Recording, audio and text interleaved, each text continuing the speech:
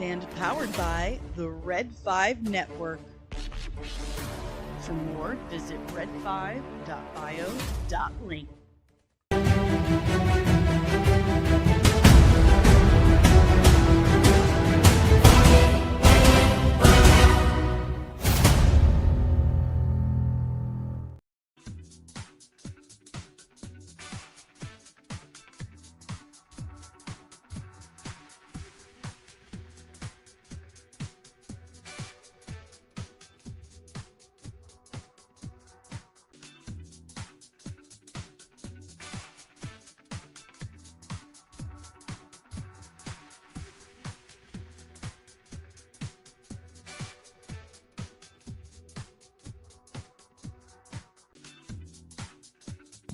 There we go. How's that?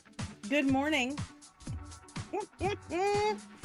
I apparently pressed the mute button on my fancy new mic. That's why I couldn't hear anything. Hi, can you hear me now? Good. Good morning, nerds. It is Friday, November 21st, 2025. It is a chilly, rainy, drizzly day. What my grandmother would call a very Irish morning here in the Midwest. And we're doing something new today. Doing something new over here at Comics Hand. We're actually live over at Instagram, but apparently it's got it like really weird. It's got it like landscape instead of portrait, how I had it, so it's looking really weird. Maybe I should like sit down like this. Here we go. Should we do that? But anywho, yeah, it's not letting me fix it or anything. So, lesson learned. I will fix that next time. We're gonna see how it works. See if it does any good for us over on Instagram. Anyway, what's up, guys? We got a few things to chat about today. Leslye Headland has broken her silence about the Acolyte. We'll see how that plays out. And yesterday was the deadline for the purchase bids, for Warner Brothers Discovery. We'll see if our bid was accepted. What will we do? What will we do if we win the bid for Warner Brothers Discovery?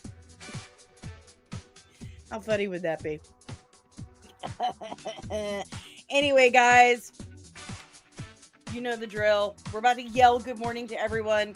And for those who are watching over on Instagram, God bless you, because I know it's a little difficult right now because for some reason it's got the wrong aspect ratio. But that's fine. You guys are the real heroes. But if you're new, we yell good morning to everyone who shows up in the chat.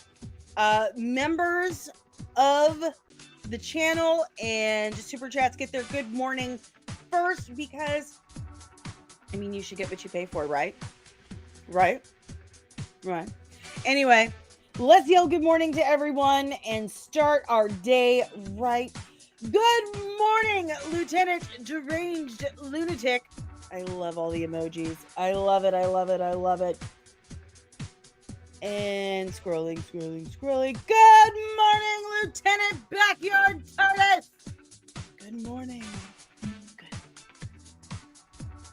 Good morning. It's the only 2 members we have right now, but that's fine. We got plenty more on the way. You guys usually trickle in. Buenos dias, Fernando. Good morning, Pele. Good morning, Omari. Oh, Omari, you crack me up. All right, guys. It's Friday. So let's quit messing around. Let's just get into it. Right. I need to quit randomly pressing buttons. That's my jam. Anyway, I might end the live video on Instagram because I don't know why it's doing that. I pressed portrait. Anywho. All right, nerds. As you know, yesterday was the deadline for everyone to get their final bids in for the purchase of Warner Brothers Discovery. Now, we probably won't know who actually won the auction, because that's essentially what it is for Warner Brothers Discovery, until around Christmas. But the deadline to get your bids in was yesterday. It's looking like right now Paramount is kind of the front runner, with Comcast coming up behind. And from what I've heard and from what other people are saying, they're kind of, Universal's trying to find more financial backers for their bid. But also, remember Warner Zaslav, who is essentially Warner Brothers Discovery, Zaslav was saying he wanted minimum $30 a share. Minimum. But it's not looking like that's what he's actually going to get. So, start high, whatever. Maria says, I want Apple to buy Warner Brothers. There you go. I mean, that's high quality. Definitely high quality. Speaking of Apple, we just got news that Silo Season 3 will be coming out this coming spring. So spring of 2026. I absolutely love that show. That's one of the many high quality, well-produced shows that Apple TV has put out. So that would be a pretty decent call, honestly, because Apple knows where to put their money. They definitely do. I would put that on anything. I mean, they've had an absolute string of bangers. Silo, Foundation, For All Mankind, C, Severance, even Pluribus. I'm enjoying Pluribus. I watched the most recent episode this morning. It's definitely a thinker. It's not one of those, slam action packed series. It's kind of a slow thinker, but I enjoy it. I do. So I like where you're heading with that one. So anyway, yesterday was the deadline. All bids are now final, and now we wait. Good morning, Summer. Good morning, Lieutenant Kino, contributing editor. Hello. Don't worry about it. Lieutenant Deranged Lunatic says, watched Frankenstein on Netflix last night. I have to say, it was pretty darn good. I need to write my review. I'm sorry. I'm in editing land right now, trying to get the Franklin Richards breakdown out. I'm really behind on my reviews, like super behind, but man, Frankenstein, so good. So unbelievably good. I made Dave watch it, and he's like, it's okay. I'm sorry. Did you say divorce? What? Okay. No, that's one of the best movies to come out in years. What do you mean? Okay. It's phenomenal. Phenomenal. It's so good. Everything about it. So good. It's so good. Anyway. So moving on. If you have any questions, comments, emotional outbursts about the bids for Warner Brothers Discovery being final as of yesterday, leave it in the chat below. We're going to move on. And don't forget, we're still doing a giveaway. So we are just over 400 hours away from full monetization. That's right. So once we get there, we're going to pick 4 winners. One winner will win this game from Cards Against Humanity. Contact. Another winner will win this game from Cards Against Humanity called Party Mouth. And another lucky winner will get the only board game Cards Against Humanity has put out, and it's called Head Trip. And then a final lucky winner will win a custom designed comics and hoodie. So get your playlist going, keep them rocking. Okay. Anywho.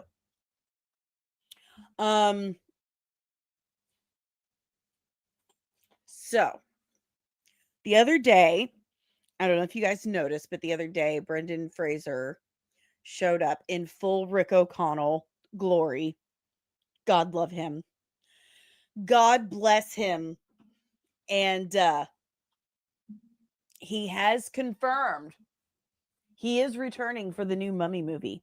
He says, I have been waiting 20 years for this call. Now it's time to give the fans what they want. How awesome is he? How awesome is he? I love it. He also said, let me see if I can find it. He also said that when the Mummy 3 came out, I can't find it. When he said the Mummy 3 came out, that the Olympics were going on in China, and it was basically just a publicity thing. And he basically doesn't think it's a very good movie. It was just a publicity stunt. So, anywho, that's something, I guess. That the star of the movie's like, listen, I know you guys didn't like the dragon one very much, and there's a reason for that. It's because it wasn't very good. It was a publicity stunt for the Olympics. So, there you have that. But he's an adorable, genuine dude who has just been through some shit. So it's good to see him get his flowers and come back and recognize the fans. Good morning, Ensign Loki. He says, the story at the time. Oh, God, I'm choking.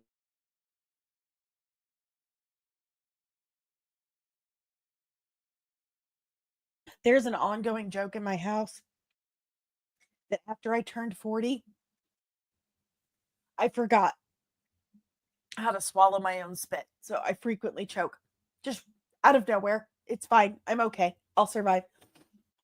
Ensign Loki says the story at the time was that Rachel Weisz didn't want to come back because she just won an award for The Constant Gardener. I still haven't seen that. I've never seen that. Samar says, I really liked the third one. I didn't mind it.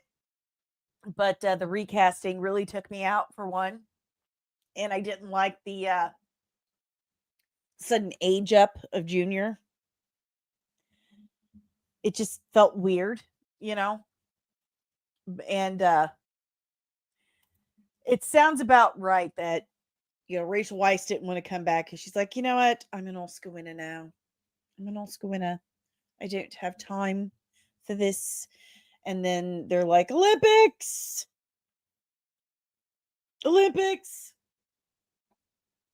So makes sense.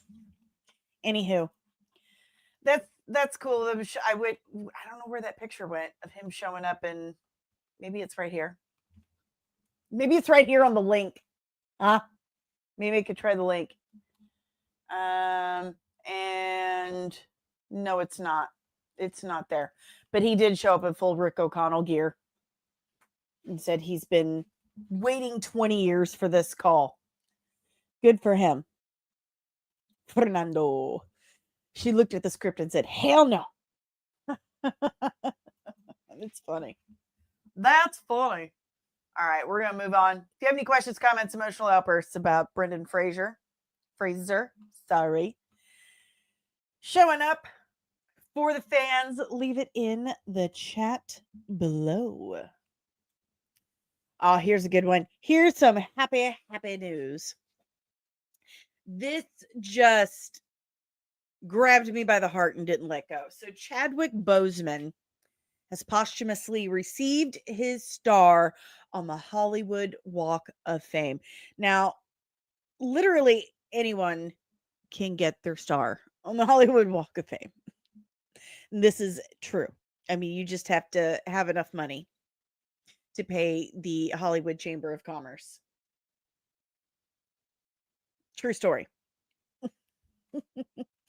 But this is one who has absolutely 1,000% deserved it. Absolutely deserved it. And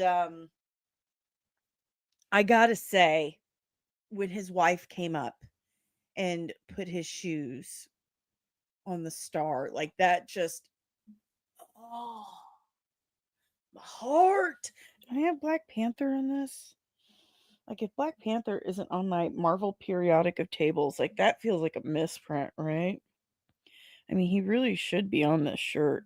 I don't see. He is. He's there. He's right under my teat. Where did he go? I had him. There he is. There he is. Right there. Okay. So, Chadwick Boseman, just a phenomenal actor and an amazing human being. I didn't check to see, but Denzel Washington really should have been there. He really should, because he put him through acting school. He did. He did. That is an absolute fact. You'll have to look that story up because it's really, really sweet. So, beautiful story, absolutely deserved. I really wish they would slow down on the stars though, because as soon as you get the announcement that Chadwick Boseman is getting his star on the Hollywood Walk of Fame, you get an announcement that Sarah Paulson is getting her star on the Hollywood Walk of Fame, and it's like, like, I do love you, Sarah Paulson, but Chadwick Boseman, Sarah Paulson, they just don't feel equal to me. It's every other day we're getting a new announcement. Like, how long is the Hollywood Walk of Fame? I've not seen it personally. I've been to LA, but it scared me because I am apparently a country girl and I didn't realize it until I got to LA. But seriously, how long is the Hollywood Walk of Fame? Because every day we're getting a new announcement. Like, don't they run out of room eventually? Loki says, to be cynical, what's the difference between honoring someone and exploiting them? It reminds me of what people did with Kobe Bryant. Honestly, when I think of really exploiting someone, I think of Marilyn Monroe. They have not been able to let that woman rest in peace. And that's one that really stresses me out. Like,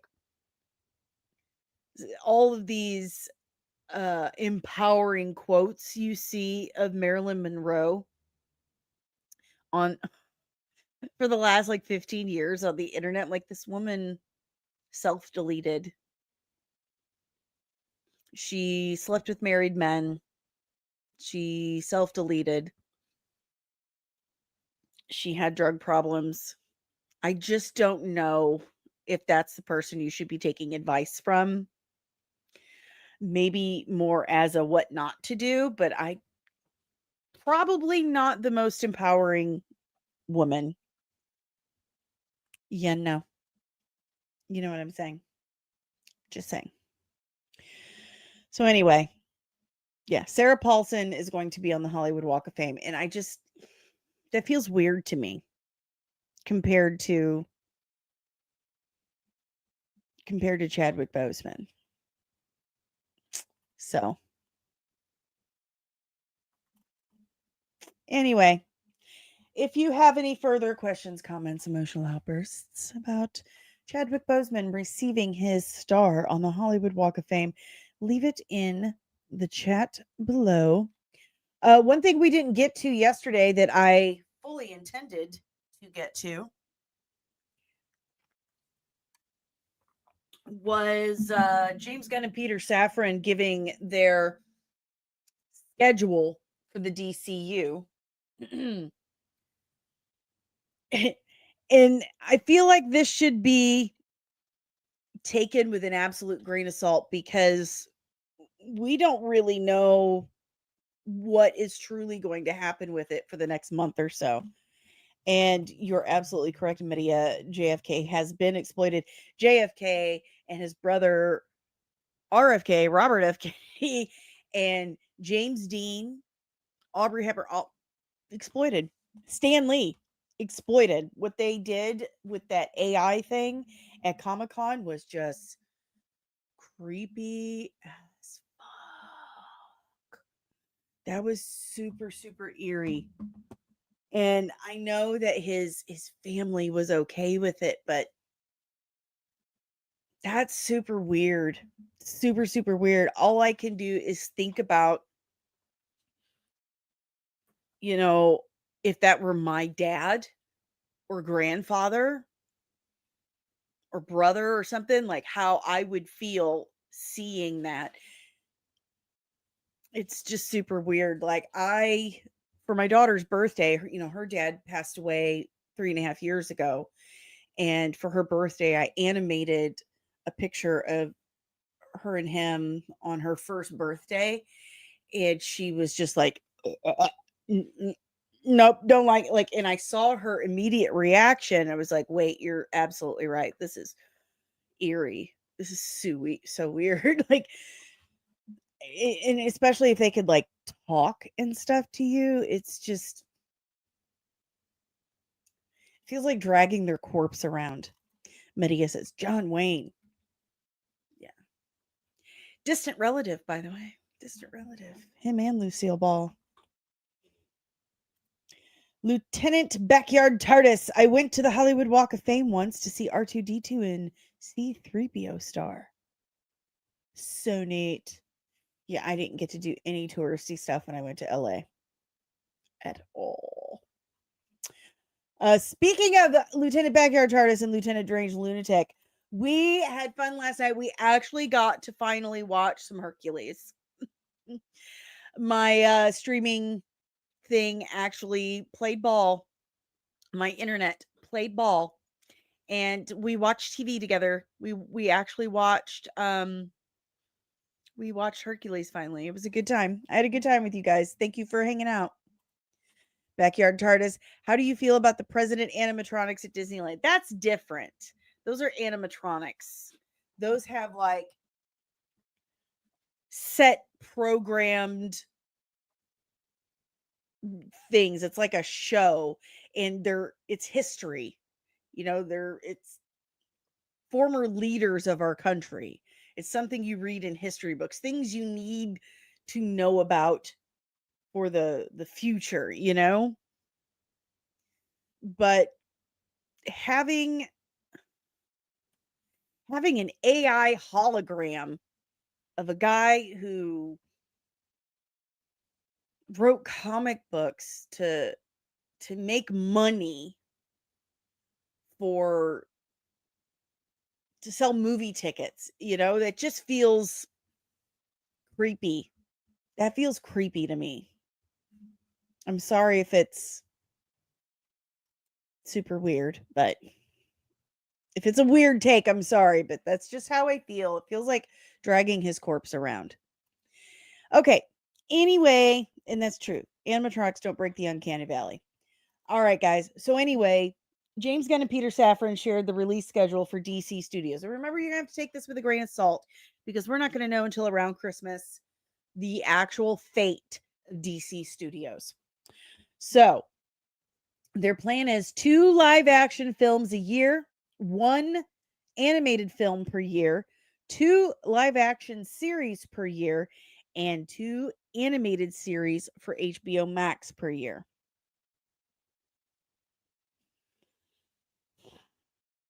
That's a lot. That's a lot of stuff. And so far, how many have we had? We've had one live action movie, right? Is that right? One live action movie, one live action series, one animated series. That's what we've had so far. One of each of those. And no, well, we did have the Aztec Batman. Did we have the other Batman thing? I don't know. I don't know my job very well. Anywho, I don't know if the documentary counts. I don't know if that documentary counts. Take this with a pound of salt. Exactly. Take it with a pound of salt. And this comes on the heels of the information that Lanterns has in fact been delayed to the end of summer next year. We initially heard it was coming out March of next year. It was going to be March of 2026. Now it is coming out the end of summer next year, and I fucking hate it here. I hate it here. I'm so looking forward to Lanterns, and now I feel like they're just trolling me, edging me, and I hate it. I hate it here. I was really looking forward to March. It's just like 4 months away, and now it's 6 months, 7 7 months away. Like, why? Why are we doing this? Stop doing this to me. James Gunn. Good morning, Dave. Good morning, Dave. So, how do you guys feel about Lanterns? Let's see if I can find the actual post. Of course I can't. Because didn't get saved where I put it, because Twitter is a mess right now. So, by the way, if you guys haven't caught my posts, I cannot do much of anything from my Twitter mobile app. I can't see anything. I can post, but I can't see anything. I get notifications, but if I click on it, I can't see anything. That is beyond irritating. And Kino, I adore you, but I can't see any of that. Like, you're sending me stuff. Like, I see the notification, I can read the notification, I can't see any of it. And if I click on here on the desktop, the whole world is going to see your messages. This is the conundrum. So, anywho, that's the struggle. I can't see anything. I don't understand what's going on with it. I think it's an iPhone thing. I've heard from, like, my boyfriend has Android and his is fine. A lot of other people I know that have Androids, theirs is fine, but my iPhone is not fine. I can't see anything. I've restarted my phone so many times. It's updated everything and it's not fine. Not fine. So, anywho, yeah. Like, people send me messages and I'm like, I don't know what to do right now because I'm not putting my leg on and waddling to my office to go to my computer to answer your message. I'm lazy. No, I just don't want to put my leg on. Anyway, I'm really disappointed. I was really looking forward to Lanterns. Like, what? Seriously, what are we doing here? Now, do we think this is about Supergirl? Do we think this has entirely everything to do with Supergirl's release, that there's something in Supergirl that they're holding on to for Lanterns? Or is it something to do with the sale?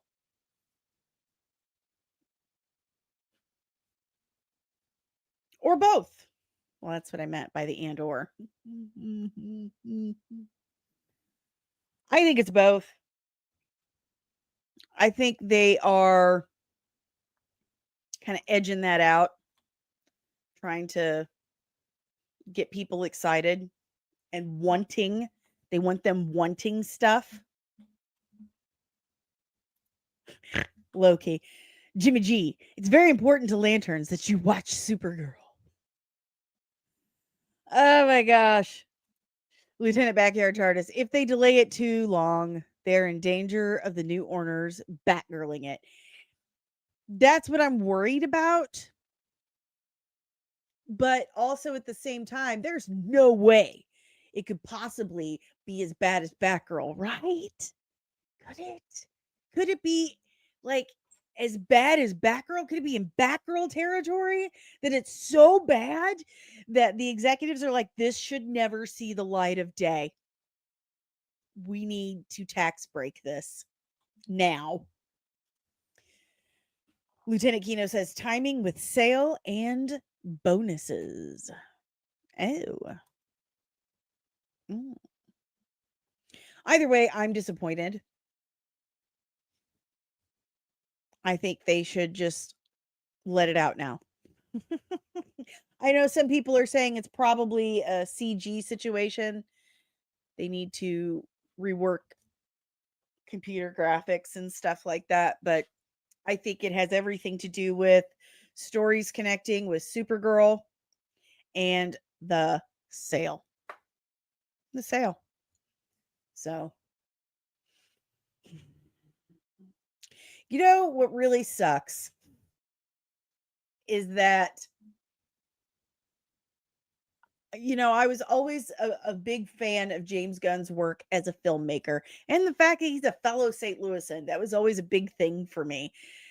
You don't get to see a whole lot of us folk make it real big out there, like John Hamm, Jenna Fisher.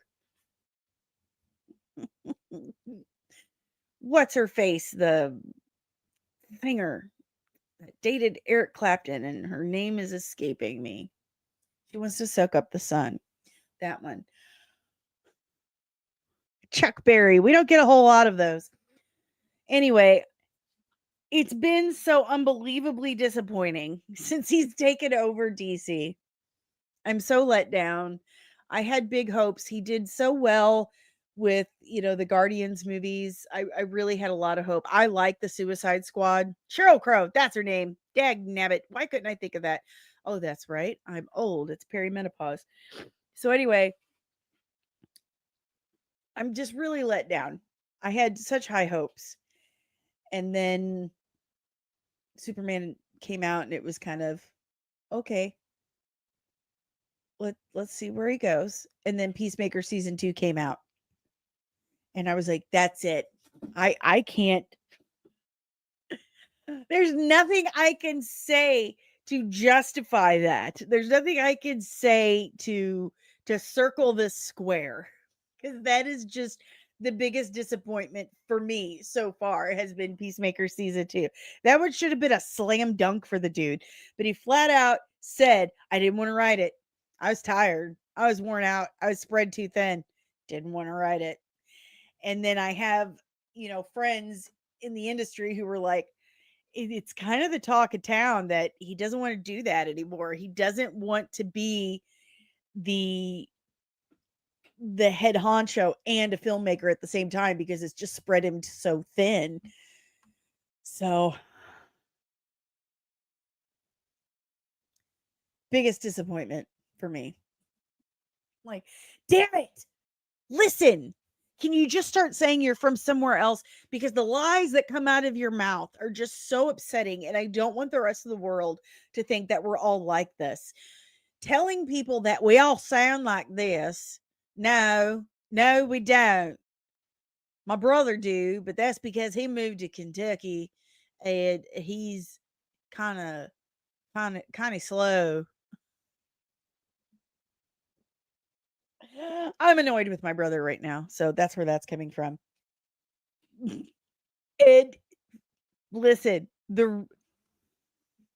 for James Gunn, a rich kid from the rich area of St. Louis, Missouri, to sit here and say that he wants the farm that the Kents still live on to resemble the farms he grew up around and make it a double wide trailer.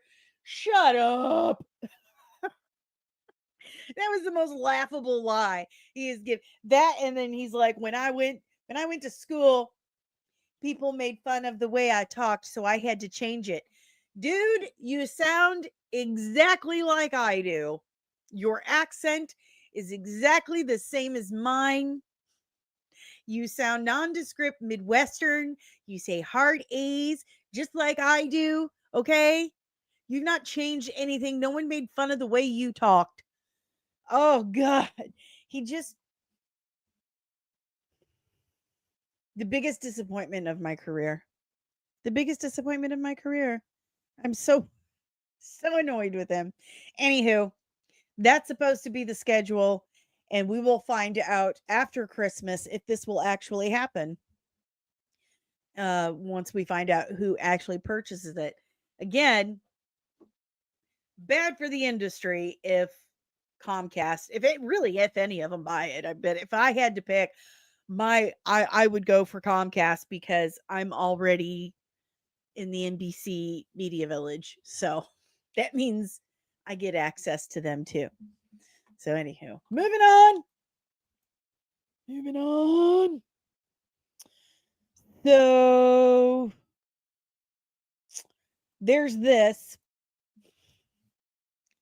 Now I need to file my nails. I broke off every single one of my nails setting up the new studio and cleaning the chicken coop. So there's that. Do if you wanted that information. Yeah, a little sip of water. Star Wars Rebels writers all agree Sabine Wren becoming a Jedi was a bad idea. So of course Disney ignored them for Ahsoka. Now, this was Dave Filoni who decided to make her a Jedi. So okay. And these are Filoni's characters, but the writers for the series have come out and said this. The writers for Star Wars Rebels, where Sabine Wren comes from. So for those of you, pardon me, those of you who never watched Star Wars Rebels, who passed it off as just a kids show, highly recommend you watch it. It's good shit. I'm gonna put this over here so I can actually see my screen. But Dave Filoni is definitely in charge of the Ahsoka series. It was his call. But the writers who worked with him on Star Wars Rebels are speaking out. And this is an article from Bounding Into Comics. They say this was written by, I want to give them their credit. This was on November 19th by Spencer Bakuli. Or is it Bachuli? It's Bakuli. Okay. In yet another case of Disney completely misunderstanding the once beloved franchise, which I have to disagree with that. I don't think this was a Disney call. This was a Filoni call. Star Wars Rebels producer Henry Gilroy has revealed that contrary to her lightsaber wielding turn in Ahsoka, the animated series' writing team had never intended for Sabine Wren to ever become a full-fledged Jedi. And furthermore, they had unanimously agreed that doing so would be an objectively bad idea. Ruh-roh. Gilroy, whose penning of Ahsoka Tano's debut adventures during his previous stint as co-writer in the Clone Wars, outing arguably helped lay. Sorry, my screen just decided to jump around because ads. Arguably helped lay the groundwork for Sabine's eventual introduction. spoke to this disconnect between his and Disney's respective teams during a recent appearance on the Pod of Rebellion podcast, a Rebels rewatch podcast hosted by the series voice actors Vanessa Marshall, Hera Syndulla, Taylor Gray, Ezra Bridger, and Tia Sircar, Sabine. Joining the show for their discussion of the season 2 episode, The Protector of Concord Dawn, which presents viewers with the first significant dive into Sabine's backstory, Gilroy was eventually met with the point blank ask from his hosts. Was the plan for Sabine's, it was the plan. Why do you watch me? Was it the plan for Sabine, if Rebels had continued on, to go down a Jedi path? Or was that an invention to sell more lightsabers in the last couple of years? Good on them. Smart. Was it a plan to sell more lightsabers? Smart. In turn, the producer bluntly admitted, I'll say that it was absolutely not the plan, before explaining, as a matter of fact, we had a discussion in season 3 about whether that, and we really felt, not only did it step on Ezra's story, but it was like a retread. Okay, we already did this. Yeah, the idea of Sabine training as a Jedi when she is already, you know, this fantastic warrior of her own, we felt like, well, this is overkill. So honestly, I had nothing to do with the AHSOKA series. So I was really shocked because our entire story team had discussed it on season 3 and thought it was a bad idea. We kind of did a pros and cons list and we're like, oh yeah, this is just kind of like a weak retread. Why would we push that idea? However, what I love with Sabine's story about the dark saber is you don't have to be a Jedi to have Jedi ideals and embrace the Jedi philosophy. And I think that's what's really like the more important thing rather than, okay, now I'm going to, you know, force push Ezra, you know, 100 feet when I've never ever used the force before. Next met with the speculation that Ahsoka's writers intended to have Sabine's force training serve as a means for her to oh my god, stop jumping around. As it means for her to grow into true leadership role ahead of the Ghost Crew's then upcoming clash with Grand Admiral Thrawn. Gilroy opinioned it's very weird thing in my mind. You know, you kind of see Sabine already pick up this leadership mantle when the Rebels crew go to Mandalore.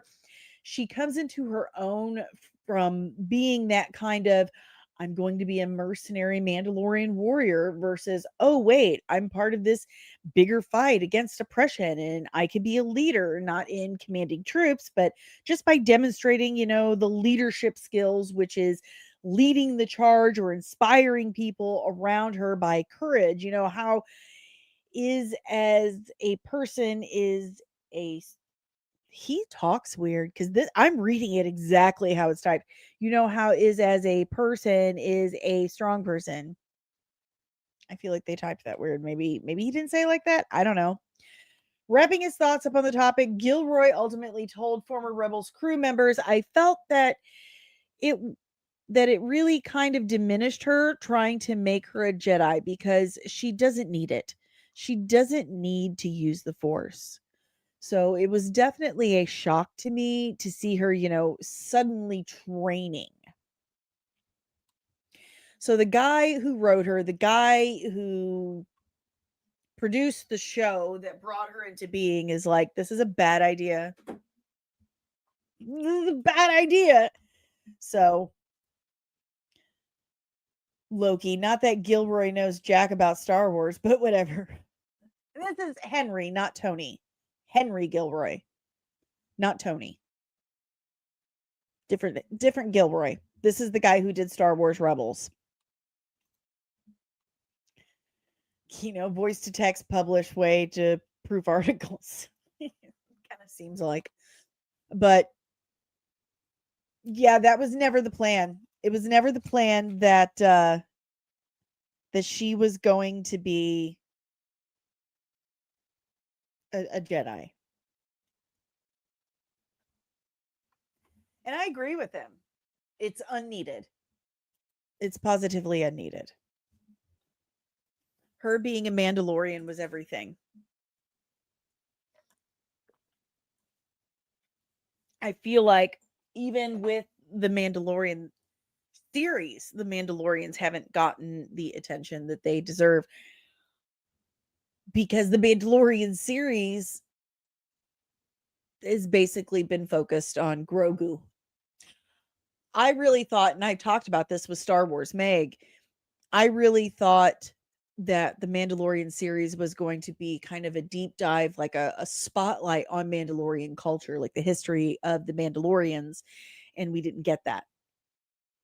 I wanted to see the Tong. I love them. I love them so much, and we didn't get that. So, poop. But I agree with Lieutenant Kino over here. Not everyone needs to be a Jedi. Not everyone needs a lightsaber. That's true, because it diminishes the Jedi as well. It makes them less special. There's supposed to be precious few of them in the universe, right?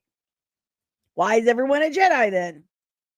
It's one of the problems with Star Wars right now. And you know what?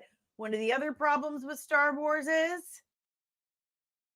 I'm going to show you. We're going to talk about it right now. It is time to hit on our final topic for the day. Now, this is the original article right here. It comes from the Wrap, but I am not paying $200 a month, or no, a year. Haha. I'm not paying $200 for access to the Wrap. I'm just not.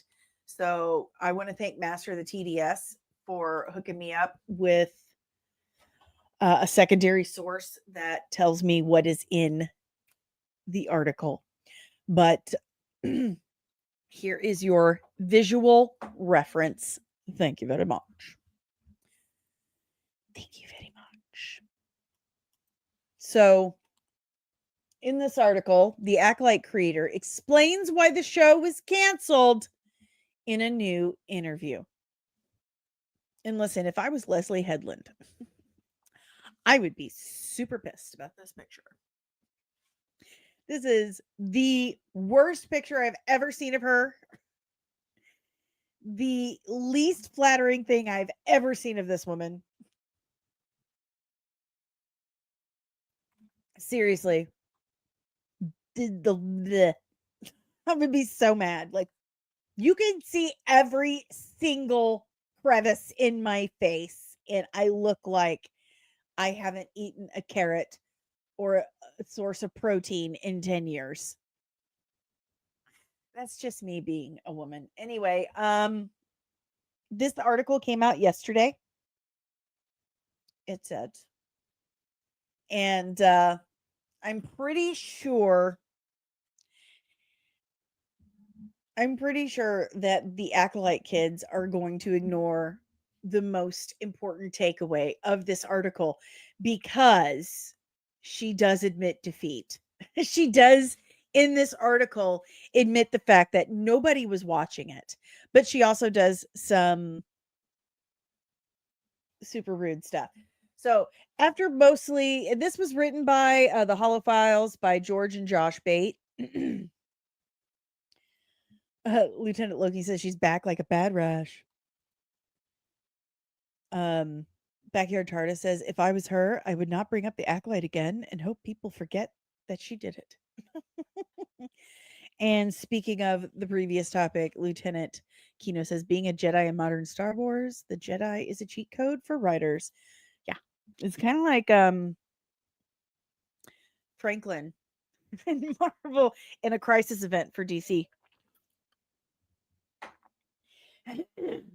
Okay. So after staying out of the spotlight for the year Since the cancellation of the Acolyte series, creator Leslye Headland finally divulges more about the divisive Star Wars series in a new interview with The Wrap. Headland explains that making the Acolyte was always a major risk. It wouldn't have been if you'd actually put some thought into it. If you took your time, put some effort into it, I can really suggest some amazing intro to writing books that are very helpful. Anyway, Headland explains that making the Acolyte was always a major risk. It was a new part of the timeline. It was all new characters. It was a part of the lore where you couldn't use a stormtrooper. You didn't have the reference of the politics and the war that Tony Gilroy has brilliantly exploited in such a genius way in Andor. But all that iconography and all those visual references are original trilogy references. And our references were the High Republic novels and the publishing initiative, and then the prequels, specifically with the lightsabers. So you still have references. You still have references. You still have source material. And you were just like, whatever. Ensign Loki also, to be divisive, people would have to have seen it. At least lots of people saw The Last Jedi. Lieutenant Kino, she had endless Dark Horse comics and Star Wars novels to pull from. That's all I'm saying before I get in trouble. Exactly. She had source material.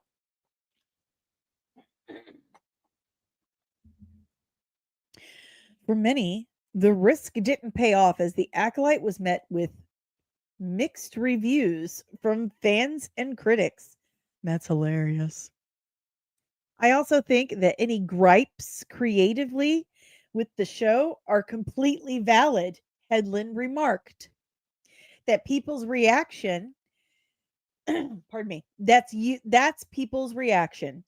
It's usually their reaction to their own reaction.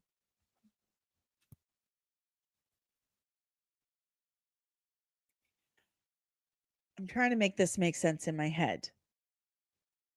She says, I also think that any gripes creatively with the show are completely valid. That's people's reaction.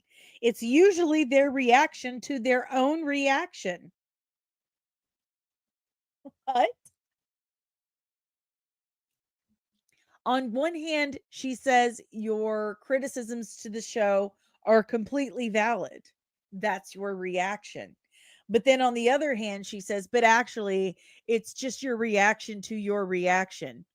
What the does that mean, Leslye?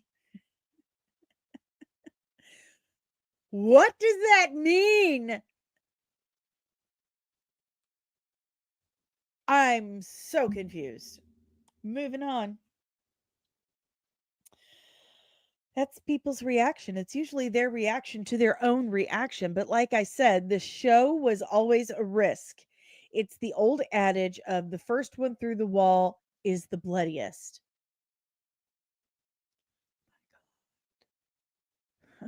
Like, here's self awareness, and here's Leslye. Like, just can't quite get it. Headland addressed what her experience was like seeing the show be attacked by people in the media, including those in Star Wars media. Here you go. I was not online, Headland said. However, I am a Star Wars fan, which means I have always been, since the launch of YouTube, part of the Star Wars recap, criticism, ionization, fandom community. These guys I have known for years and years. So when I got the information from others about what the weather report was, there was this real concern from friends of mine or coworkers of mine that saddened me. I also was like, I know who these guys are. You don't have to tell me who's talking about it or how bad it is online. I know exactly who they are. I supported them on Patreon. There are some of them that I respect, and there are some of them that I think are absolutely snake oil salesmen, just opportunists. And then, of course, there are the fascists and racists. So it runs the gamut. It isn't just one thing or the other.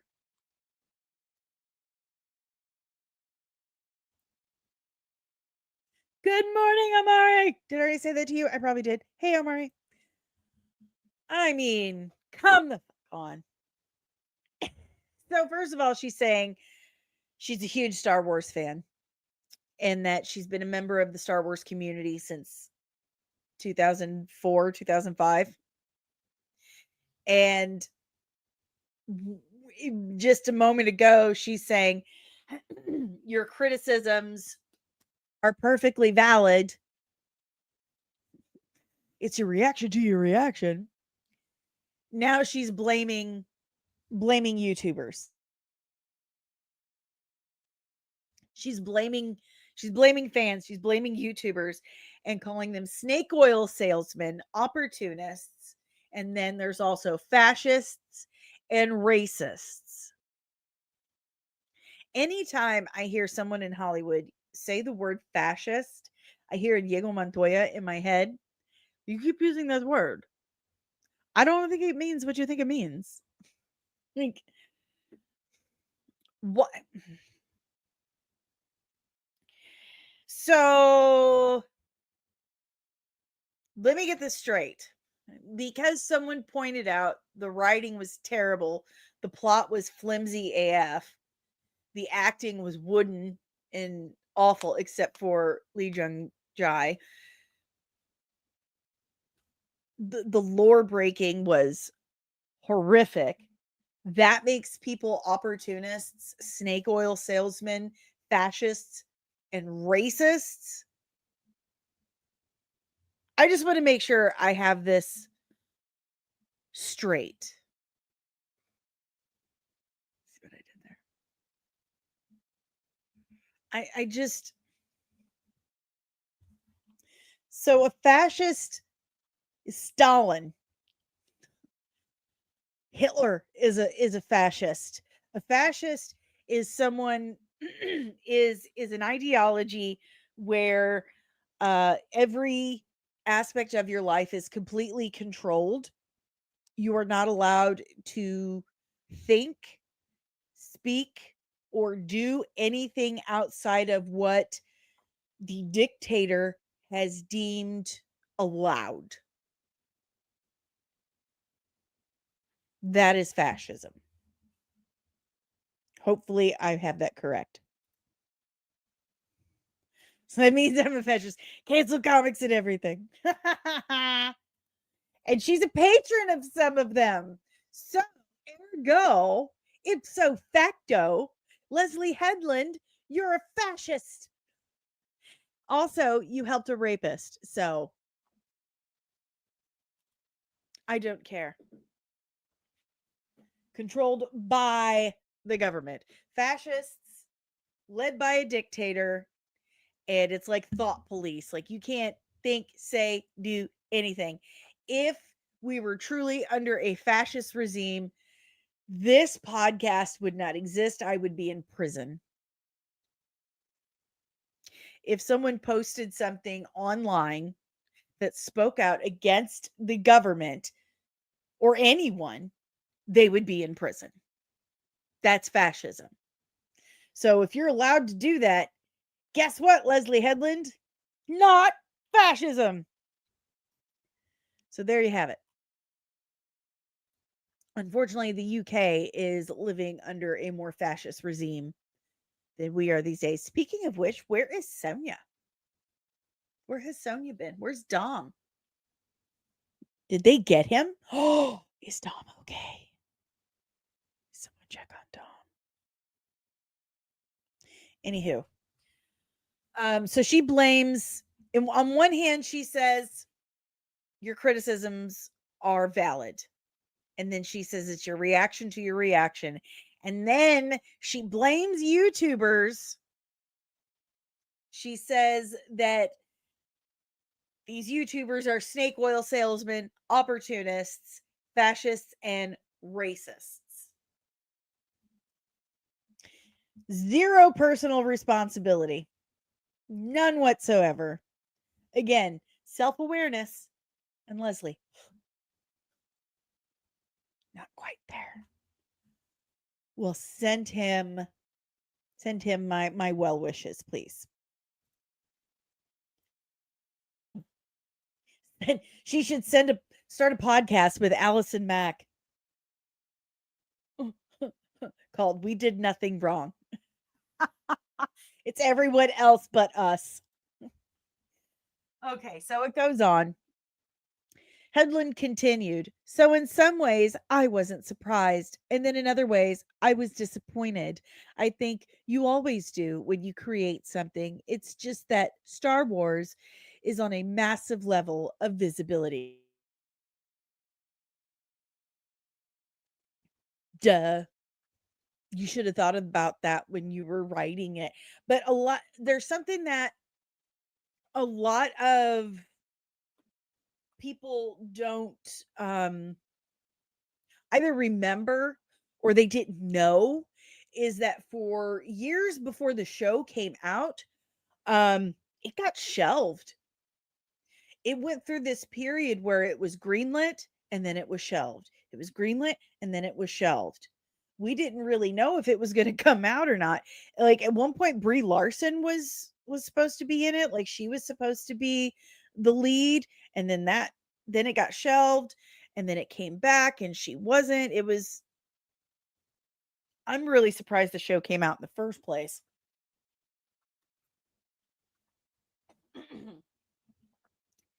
um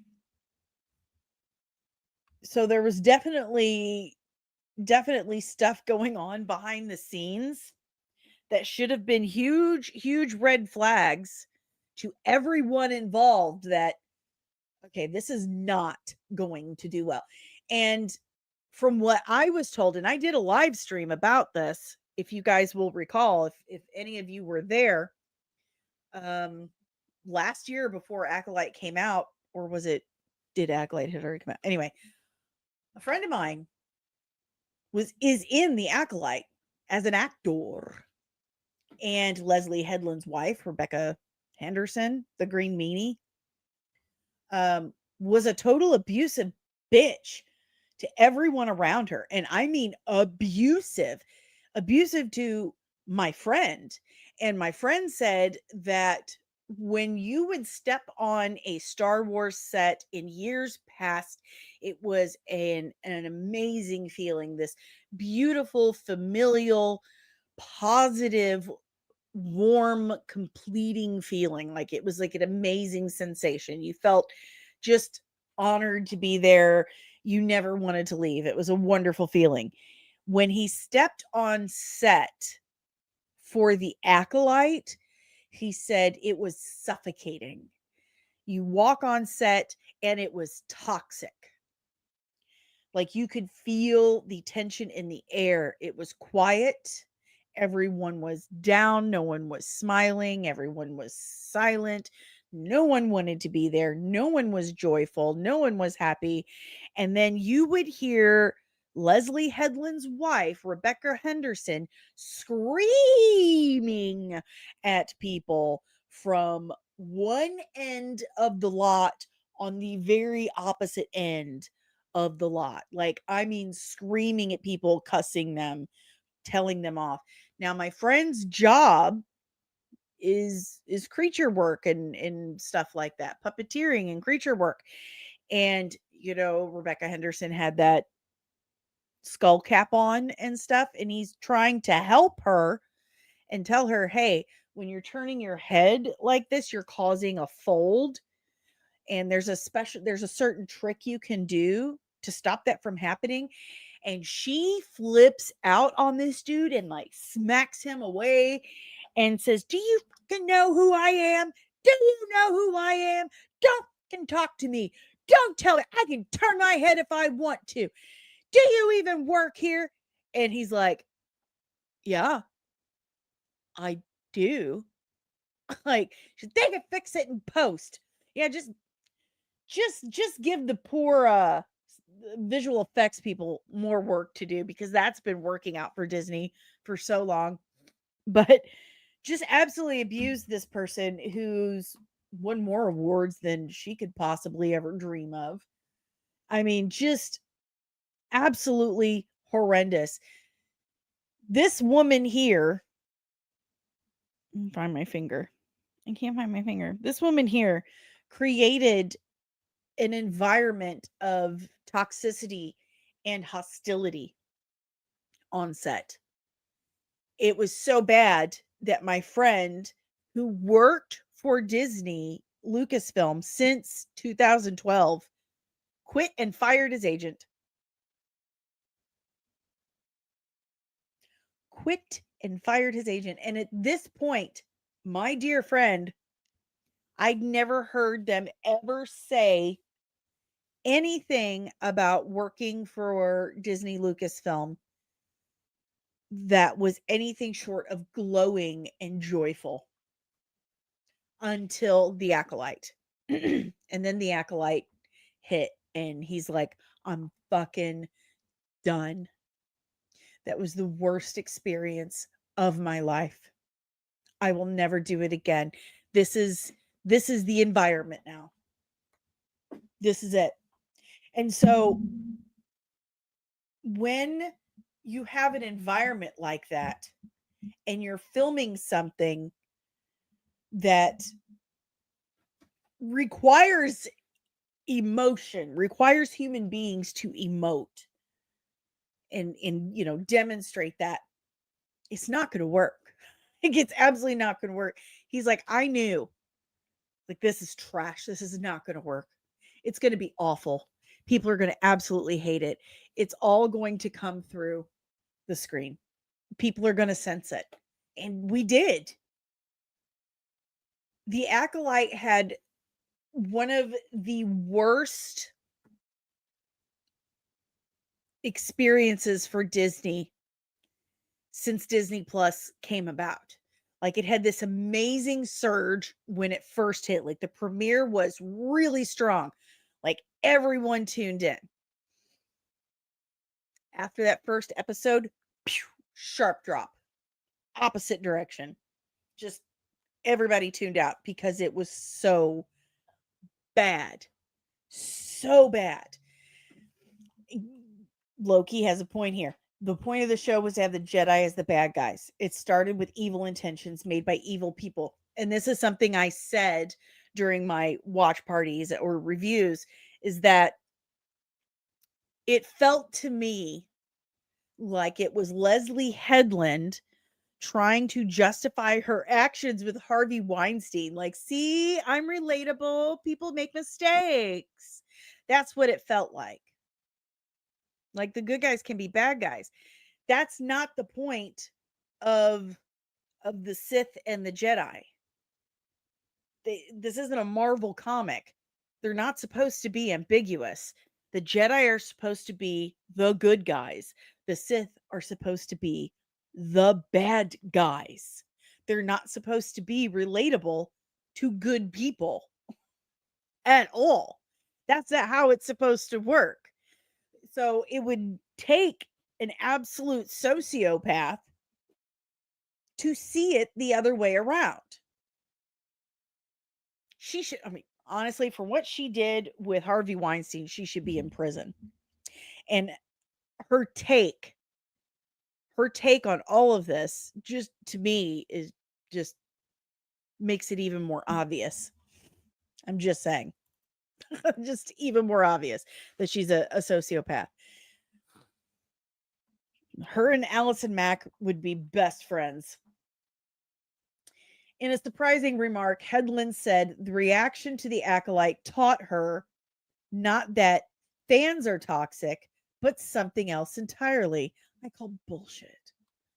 It made me start to think, rather than these fans are toxic or this thing is being mean to me, it made me think more that the content being made about Star Wars will ultimately be more culturally impactful than actual Star Wars.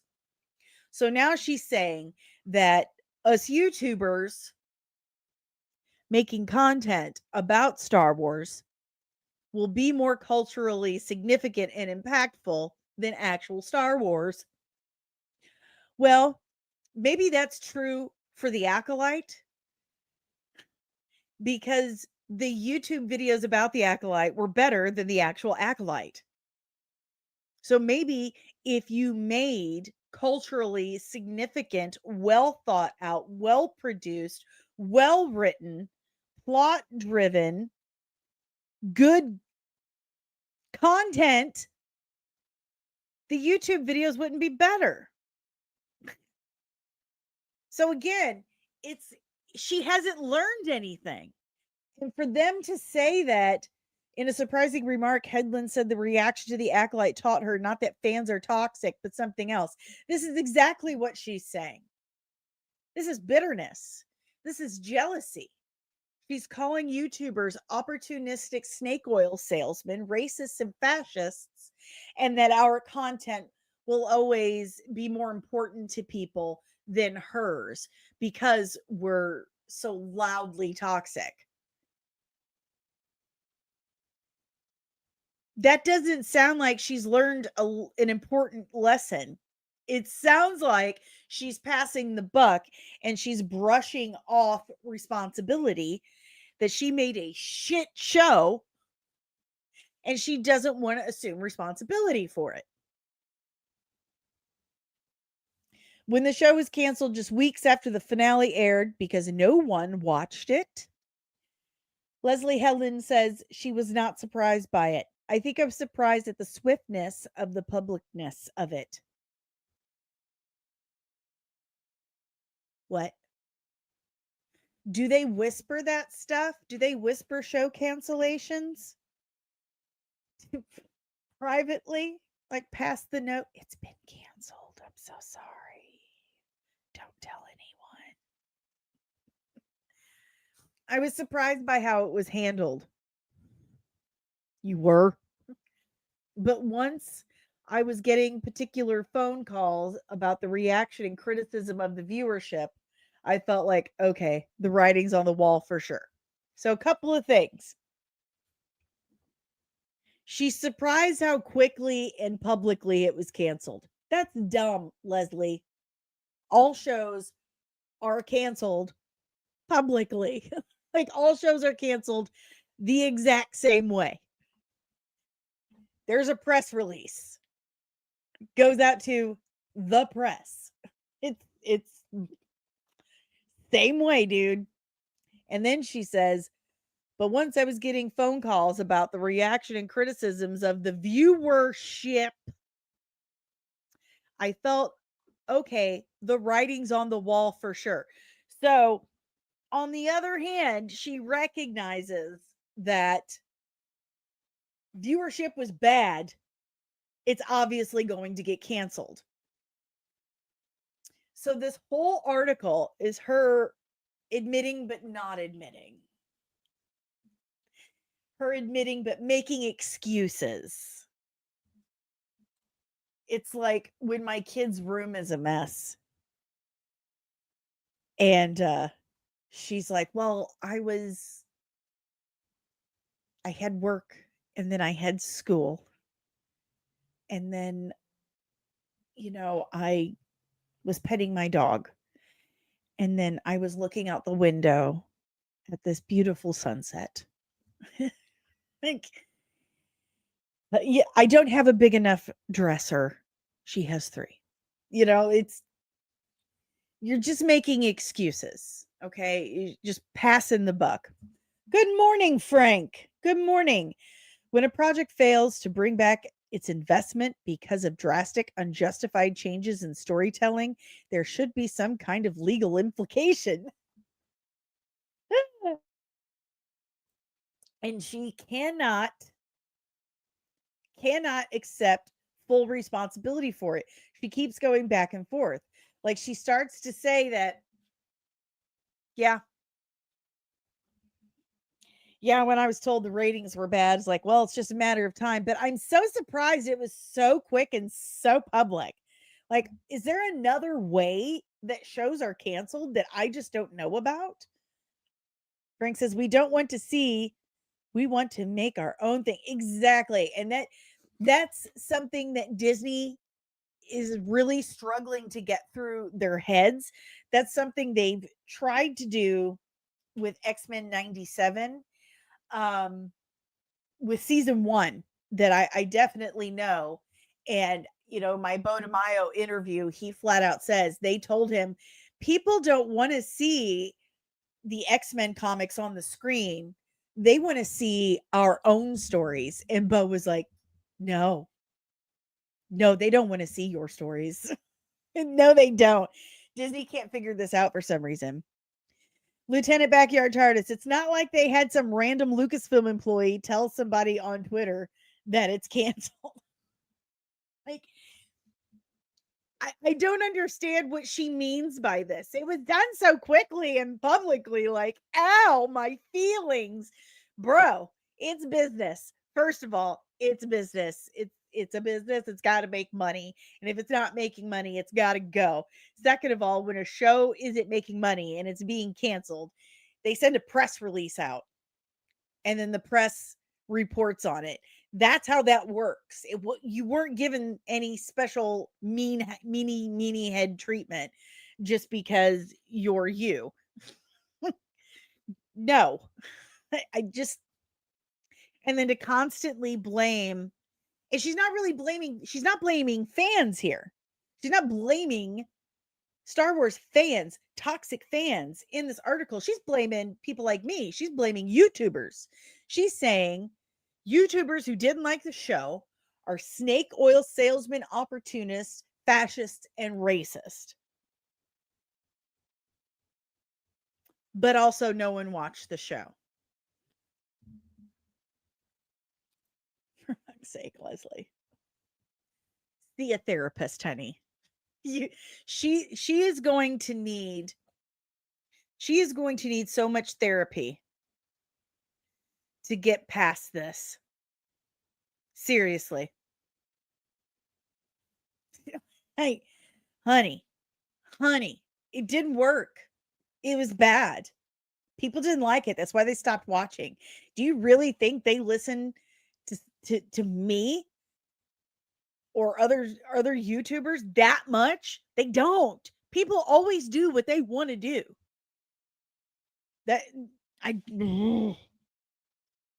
Woo.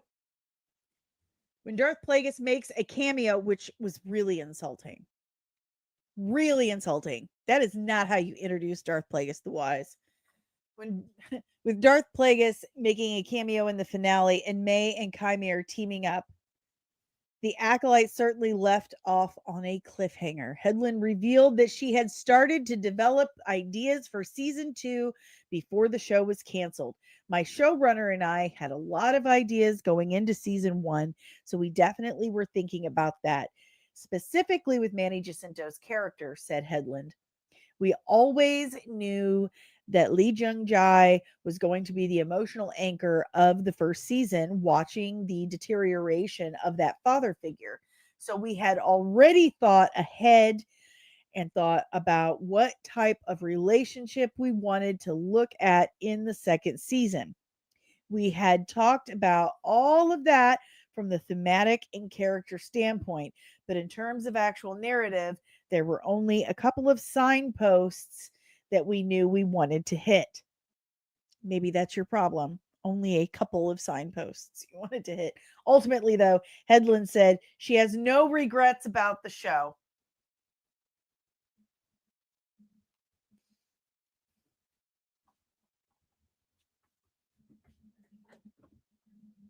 Oh my God.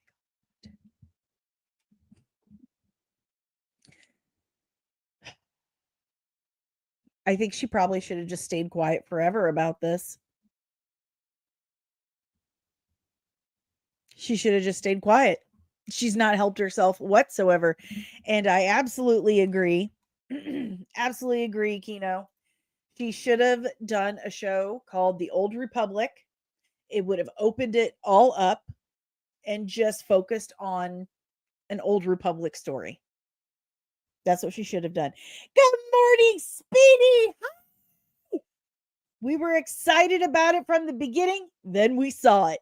That's right. Speedy and I did the watch parties for it. We watched one episode and then we're like, wait, what? Oh, the torture. The absolute torture I put you through. That's friendship right there. Ensign Loki, Smilo Wren, or whatever his name was, literally kidnapped Osha while she was unconscious and exposed himself to her. They put this in a Star Wars show.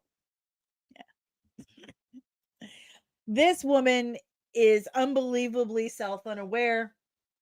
She cannot take any responsibility for what she did or didn't do.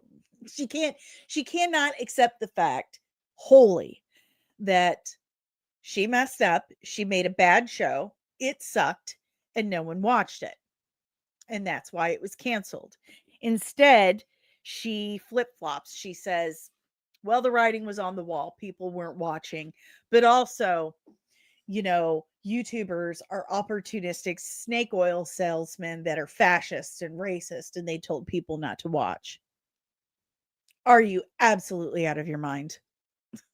I tried to get people to watch. I had watch parties for it, and your show was bad.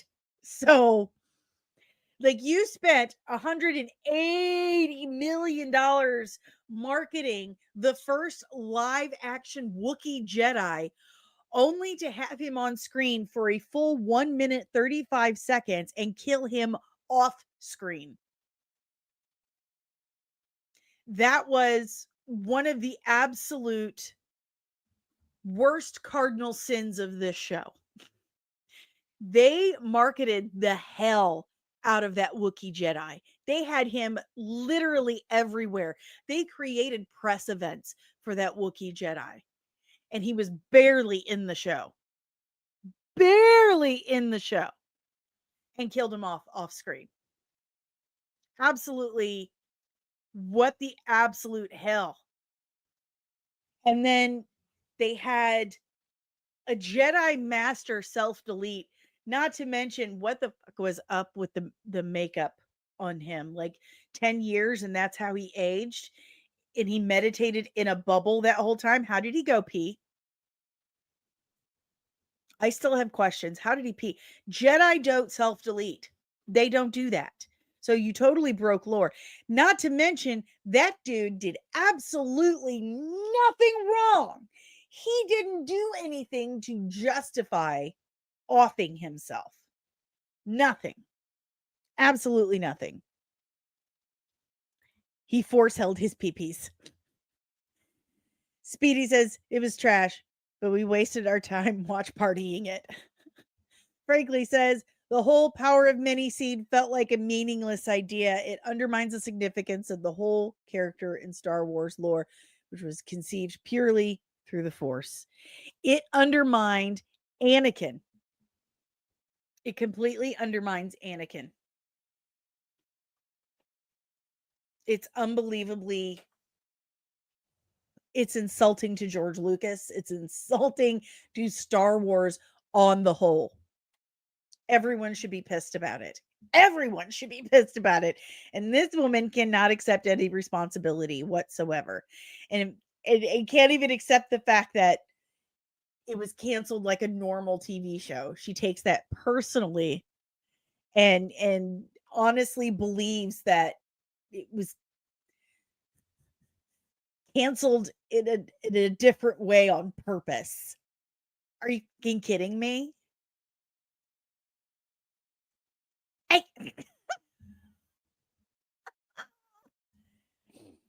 Frankly says now it looks like anyone can just gather around a fire, perform a cringe ritual, and boom, prophecy child, instant baby. Look, magic baby. Oh, the power of baby in my belly. Holy crap. Look what I've done. Oh my goodness. Leslye Headland, Leslye Headland, Leslye Headland. You're a crazy, crazy, crazy bitch. She should have just stayed quiet. She should have just Elsa'd that shit and moved on with her life. I feel like you guys need a let it go, an Elsa emoji. We'll have to make that happen. Hey, Speedy, just ignore those plot holes. Just we'll just raise taxes and fix those later. Just ignore it. Force holding PP is often not talked about forceability in the skill tree. Will it be in the next Jedi Fallen Order game? One can hope. Will Cal Kestis learn the force hold PP? Wonder what it looks like. Is it like